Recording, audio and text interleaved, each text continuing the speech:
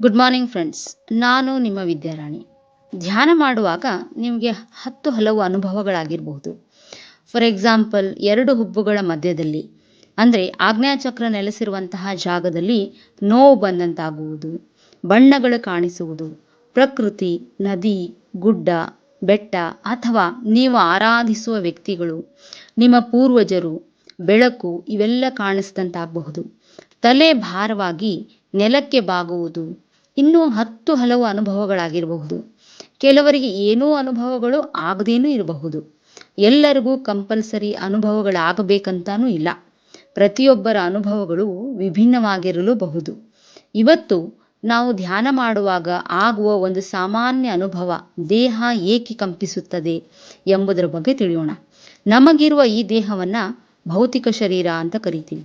ನಮಗೆ ಈ ಒಂದು ಶರೀರ ಮಾತ್ರವಲ್ಲ, ಇದು ಭೌತಿಕವಾಗಿ ಕಾಣುವ ಶರೀರ. ಇದರೊಟ್ಟಿಗೆ ಇನ್ನೂ 6 ಶರೀರಗಳಿವೆ. ಅವು ಭೌತಿಕವಾಗಿ ಕಾಣಿಸೋದಿಲ್ಲ.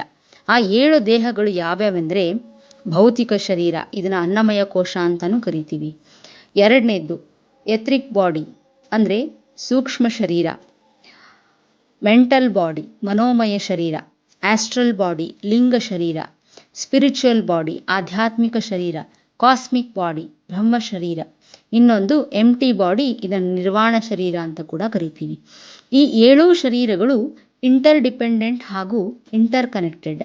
ಅಂದರೆ ಈ 7 ಶರೀರಗಳು ಪರಸ್ಪರ ಸಂಬಂಧಿತವಾಗಿವೆ ಹಾಗೂ ಅವಲಂಬಿತವಾಗಿವೆ ಕೂಡ. ಈ 7 ಶರೀರಗಳನ್ನು ಅವು ಯಾವ ಆಯಾಮಗಳಿಗೆ ಸಂಬಂಧಪಟ್ಟಿವೆ ಅನ್ನೋದನ್ನು ಆಧರಿಸಿ ಬೇರೆ ಬೇರೆ ಗುಂಪುಗಳಾಗಿ ವಿಂಗಡಿಸಲಾಗಿದೆ. ಸ್ನೇಹಿತರೆ, ನಾವು ಅನುಭವಿಸುವ ಪ್ರತಿಯೊಂದು ಸ್ಥಿತಿಯನ್ನು ಒಂದು ಆಯಾಮವಾಗಿ ನೋಡಲಾಗುತ್ತೆ.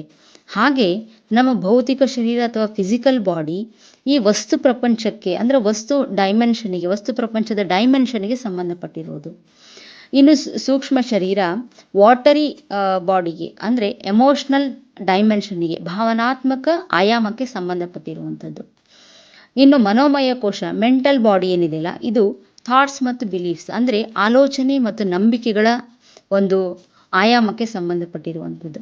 ಆಸ್ಟ್ರಲ್ ಬಾಡಿ ಅಂದರೆ ನಮ್ಮ ಲಿಂಗ ಶರೀರ ಕನಸುಗಳ ಲೋಕಕ್ಕೆ, ವರ್ಲ್ಡ್ ಆಫ್ ಡ್ರೀಮ್ಸ್ಗೆ, ಈ ಆಯಾಮಕ್ಕೆ ಸಂಬಂಧಪಟ್ಟಿರುವಂಥದ್ದು. ಇನ್ನು ಎನರ್ಜಿ ಬಾಡಿ ಶಕ್ತಿ ಒಂದು ಡೈಮೆನ್ಷನ್ಗೆ ಸಂಬಂಧಪಟ್ಟಿರುವಂಥದ್ದು. ಇನ್ನು ನಿರ್ವಾಣ ಶರೀರ ಡಿವೈನ್ ಅಂದರೆ ಆಧ್ಯಾತ್ಮಿಕವಾದಂತಹ ಒಂದು ಡೈಮೆನ್ಷನ್ಗೆ ಸಂಬಂಧಪಟ್ಟಿರುವಂಥದ್ದು. ಈ 7 ಶರೀರಗಳ ಬಗ್ಗೆ ನಾವು ವಿವರವಾಗಿ ಮುಂದಿನ ವಿಡಿಯೋಗಳಲ್ಲಿ ತಿಳಿಯೋಣ. ಇವತ್ತು ಕೇವಲ ಆಸ್ಟ್ರಲ್ ಬಾಡಿ ಬಗ್ಗೆ ಸಂಪೂರ್ಣವಾಗಿ ತಿಳಿಯೋಣ. ಆಸ್ಟ್ರಲ್ ಬಾಡಿ 4ನೇ ಆಯಾಮಕ್ಕೆ ಸಂಬಂಧಪಟ್ಟಿರುವಂಥದ್ದು. ಕೆಳಗಿನ 3 ಲೋವರ್ ಬಾಡೀಸ್ ಮತ್ತು ಮೇಲಿನ 3 ಹೈಯರ್ ಬಾಡೀಸ್ಗಳನ್ನು ಈ ಸೂಕ್ಷ್ಮ ಲಿಂಗ ಶರೀರ ಅಂದರೆ ಆಸ್ಟ್ರಲ್ ಬಾಡಿ ಕನೆಕ್ಟ್ ಮಾಡುತ್ತೆ. ಆಸ್ಟ್ರಲ್ ಬಾಡಿಯನ್ನು ಬಾಡಿ ಆಫ್ ಡಿಸೈರ್ಸ್ ಅಂದರೆ ಆಶಾ ಶರೀರ ಅಂತ ಕೂಡ ಕರಿತೀವಿ. ಇದು ಕನಸುಗಳ ಲೋಕಕ್ಕೆ ಅಂದರೆ ಡ್ರೀಮ್ಸ್ ಡೈಮೆನ್ಷನ್ಗೆ ಸಂಬಂಧಪಟ್ಟದ್ದು. ಕನಸುಗಳ ಲೋಕಕ್ಕೆ ಅಸಾಧ್ಯವಾದುದೇ ಇಲ್ಲ. ನಮ್ಮ ಮನಸ್ಸು ತನ್ನ ಕಲ್ಪನಾ ಶಕ್ತಿಯನ್ನು ತನ್ನ ಮ್ಯಾನಿಫೆಸ್ಟೇಷನ್ಗಳಿಗಾಗಿ ಬಳಸ್ಕೊಳ್ಳುತ್ತೆ. ಈ ಭೌತಿಕ ಜಗತ್ತಿನಲ್ಲಿ ಇರುವುದೆಲ್ಲವೂ ಈ ಆಸ್ಟ್ರಲ್ ಡೈಮೆನ್ಷನ್ನಲ್ಲಿ ಕೂಡ ಇರುತ್ತೆ. ನಿಮಗೆಲ್ಲ ಕೆಲ ಸಾರಿ ಅನುಭವ ಆಗಿರಬೇಕು. ಧ್ಯಾನದಲ್ಲಿ ನಾವು ಆಳ ಸ್ಥಿತಿಗೆ ಅಂದರೆ ಭೌತಿಕ ಜಗತ್ತಿನ ಅರಿವಿನಿಂದ ಆಚೆ ಹೋದರೆ ನಿಮ್ಮ ದೇಹ ವೈಬ್ರೇಟ್ ಆದಂತಹ ಅನುಭವ ಅಂದರೆ ಕಂಪಿಸಿದ ಅಲುಗಾಡಿಸಿದ ಅನುಭವ ಆಗಿರುತ್ತೆ. ಡೀಪ್ ರಿಲ್ಯಾಕ್ಸೇಷನ್ನಲ್ಲಿ, ಡೀಪ್ ಮೆಡಿಟೇಷನ್ ಸ್ಟೇಜ್ನಲ್ಲಿ ನಮ್ಮ ಆಸ್ಟ್ರಲ್ ಬಾಡಿ ನಮ್ಮ ಭೌತಿಕ ಶರೀರದಿಂದ ಹೊರಬರಲಿಕ್ಕೆ ಪ್ರಯತ್ನ ಪಡುತ್ತೆ.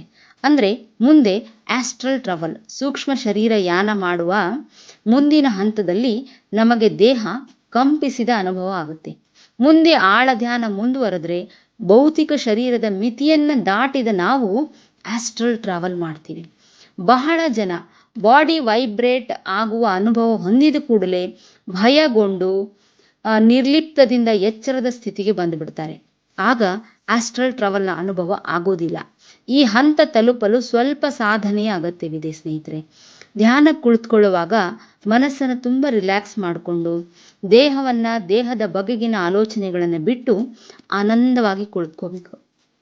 ಧ್ಯಾನ ಮಾಡುವಾಗ ದೇಹದ ಪ್ರತಿಯೊಂದು ಕಣದ ಜೊತೆಗೆ ನಾವು ತುಂಬ ಆನಂದದ ಸ್ಥಿತಿಯನ್ನು ಹೊಂದಬೇಕು.